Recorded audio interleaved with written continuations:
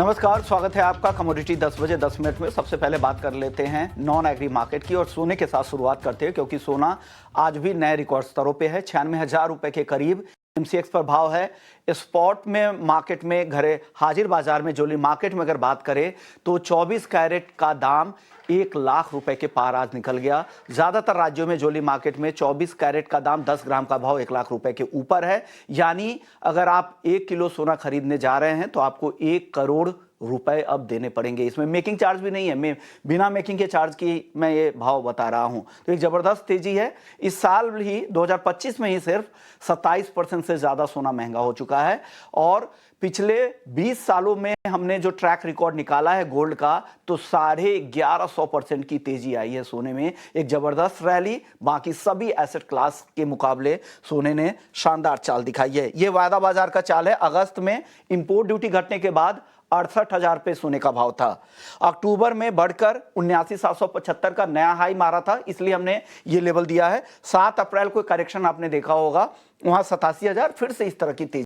हमारे साथ technical IQ के फाउंडर अखिलेश जैन है। अखिलेश जी, गोल्ड की इस चाल को देखकर आपको क्या समझ में आता है? टेक्निकल मार्केट को, टेक्निकल को आप काफी अच्छे से समझते हैं, आपकी एनालिसिस क्या कह रही है सर सोने को लेकर? देखिए, ये तो क्लियर कट है कि जिस तरह की अनसर्टेनिटी है तो वो गोल्ड को सबसे ज्यादा सपोर्ट कर रही है। और यहाँ पे आउट परफॉर्म हमने करते हुए दिखाया कमोडिटीज पैक के अंदर गोल्ड को। तो मुझे लगता है कि इसका जो परफॉर्मेंस है चलता रहना चाहिए जब तक यहाँ पे कोई क्लियरिटी नहीं आती मार्केट में regarding trade war and all. तो अगर टेक्निकली पोजिशनल अगर व्यूज की बात करें तो मुझे लगता है कि 3333 स्पॉट गोल्ड एक क्रूशियल लेवल रहेगा। अगर प्राइजेस इन लेवल्स के ऊपर मेंटेन करते हैं तो हम यहाँ पर फर्दर एक्सटेंड दे सकते हैं और आने वाले टाइम के अंदर 3450 और देन फर्दर एक्सटेंड भी कर सकता है। कल हमने पॉवेल जो फेड चेयरमैन है उनको भी सुना।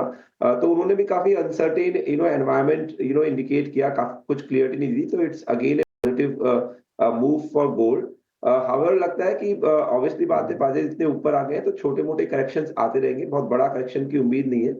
ट्रेड स्पेसिफिक बात करना चाह रहे हैं तो इंट्राडे के लिए मैं सोने में थोड़ा सा मुझे लग रहा है कि ऊपरी भाव से थोड़ा बहुत प्रॉफिट आ सकती है। It's only for intraday prospect. तो अगर इंट्राडे काम करना चाहते हैं तो मुझे लगता है कि कॉमेक्स रेफरेंस 3350 52 एक बार वहां पे सेल किया जा सकता है। और इसका जो एसएल है 3357, छोटा ही एसएल है, इस एसएल से प्लेस कर सकते हैं। मुझे लगता है एक बार वापस से ये रिटेस्ट होना चाहिए 3300 का लेवल। तो फॉर इंट्राडे एक बार सेल करना चाहिए 40 से 50 पॉइंट के करेक्शंस के लिए। जी, इंट्राडे में यानी आपको आज यहाँ पे करेक्शन का मौका मिलेगा, लेकिन ओवरऑल अभी ट्रेंड तेजी का ही दिख रहा है। सर चांदी बताइए, चांदी में अभी भी उस तरह की तेजी नहीं दिख रही है, क्या बची है तेजी? चांदी फिर से 1 लाख के पार निकलेगी क्या?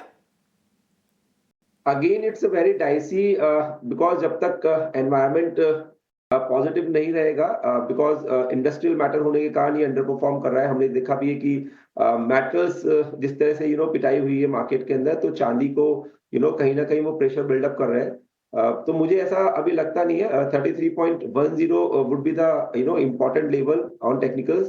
तो जब तक प्राइजेस इसके ऊपर डिसिसिवली सस्टेन नहीं करते, यहाँ पर बहुत बड़ी तेजी मुझे नहीं लग रहा आने वाले सत्रों में देखने को मिलेगी और एक साइडवेज सा मूवमेंट देखने को मिलेगा। तो 33 वुड बी द क्रूशियल, ये लेवल समझना चाहिए। वहीं अगर इंट्राडे की बात करें तो मुझे लग रहा है कि इंट्राडे भी ट्रेड है वो साइडवेज रहना चाहिए। यहाँ पे मुझे लगता है कि 95,100 से लेकर 96,500 की एक बार रेंज देखने को मिल सकती है। बिकॉज लोअर साइड के पास में है तो यहाँ पर आप बाय कर सकते हैं। 95,100 के नीचे का स्टॉप लॉस प्लेस करें। ग्रेजुअली भाव 95,900 से लेकर 96,500 तक देखने को मिल सकते हैं। तो चांदी में म्यूटेड कारोबार रहना चाहिए आने वाले सत्रों के अंदर। ओके। जी, क्रूड और मेटल्स, यहाँ पर ट्रेडर्स के लिए क्या सलाह है? छोटा जवाब दीजिएगा, फिर एग्री मार्केट की बात शुरुआत करेंगे। क्रूड मुझे लग रहा है कि मोमेंटम पॉजिटिव है, लेके काम करना चाहिए इसको। हालांकि मेरे को लगता है कि 40-50 पॉइंट नीचे यहाँ पे मिलता है 5360 के आसपास, तो यहाँ पे बाई एक बार कर सकते हैं। 5290 का इसमें स्टॉप लॉस प्लेस करें। ग्रेजुअली भाव 5500 से लेकर 5575 तक देखने को मिल सकते हैं। कॉपर एंड बाकी metals overall structure negative still. For intraday purpose मुझे एक लगता है पुल बैक देखने को मिल सकती है, स्पेसिफिकली कॉपर में। यहाँ पर 839 840 के आसपास आप बाइंग कर सकते हैं। 34.50 के आसपास का स्टॉप लॉस प्लेस करें। ग्रेजुअली 849, 855 तक के लक्ष्य कॉपर में देखने को मिल सकते हैं। तो कॉपर में बाय ऑन डिप्स करना चाहिए जी।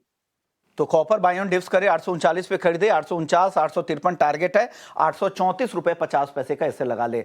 सर चलिए अब एग्री मार्केट की बात करते हैं, शुरुआत करते हैं जीरे से। जीरे में अब मुनाफा वसूली दिख रही है।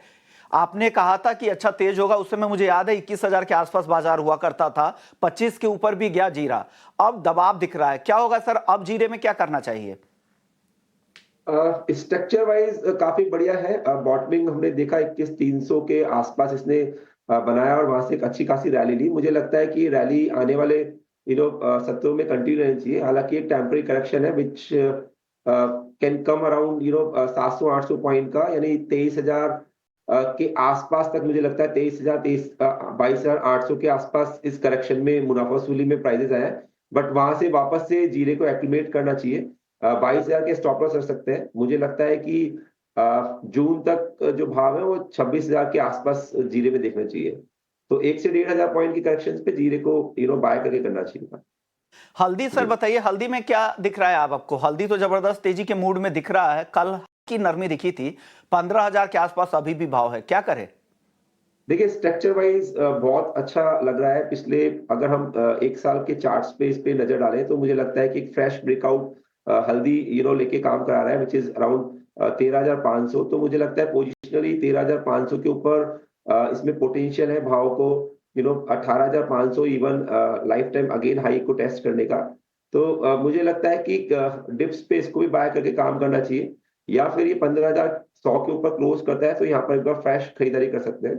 आने वाले सत्रों में मुझे जो भाव है 18,500 से लेकर नेक्स्ट नए फ्रेश हाई बनाते लग रहा है।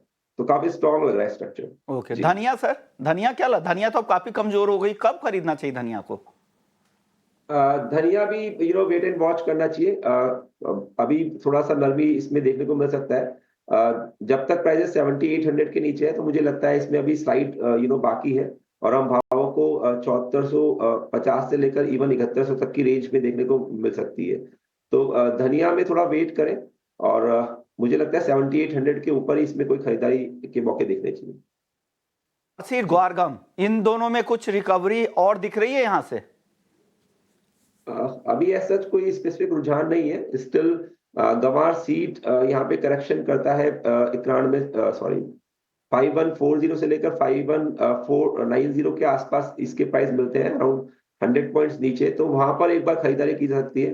हालांकि कारोबार काफी म्यूटेड है, बट स्टिल वो एक अच्छा जोन है, वहां पे बाय कर सकते हैं 300-400 पॉइंट के टारगेट्स के लिए जी। आखिरी सवाल सर, कैस्टर को लेकर, कैस्टर की चाल आपको कैसी दिख रही है यहाँ से? शॉर्ट टर्म के लिए मुझे लगता है कि काफी अच्छा स्ट्रक्चर है, खरीदारी करके काम करना चाहिए। बाय ऑन डिप्स की रणनीति रखें, 6250 का स्टॉप लॉस इसमें ध्यान रखना चाहिए। ग्रेजुअली मुझे लगता है कि भाव 6650 लेकर 6700 तक के रेंज में आने वाले 2 से 3 महीनों के अंदर देखने को मिलने चाहिए जी। शुक्रिया अखिलेश जी, आपने वक्त निकाला, हमारे दर्शकों को बताया कि उन्हें एग्री मार्केट में और नॉन एग्री मार्केट में आज क्या करना है। कमोडिटी 10 बजे 10 मिनट में इतना ही। ब्रेक के बाद जब लौटेंगे तो हमारे साथ पुनीता कुमार सिन्हा होंगी, पैसिफिक पैराडाइम एडवाइजर्स की, उनसे जानेंगे कि बाजार में जिस तरह की अनसर्टेनिटी है इस दौर में कहां मौके उनको दिख रहे हैं। चर्चा करेंगे, ब्रेक के बाद जल्द लौटते हैं।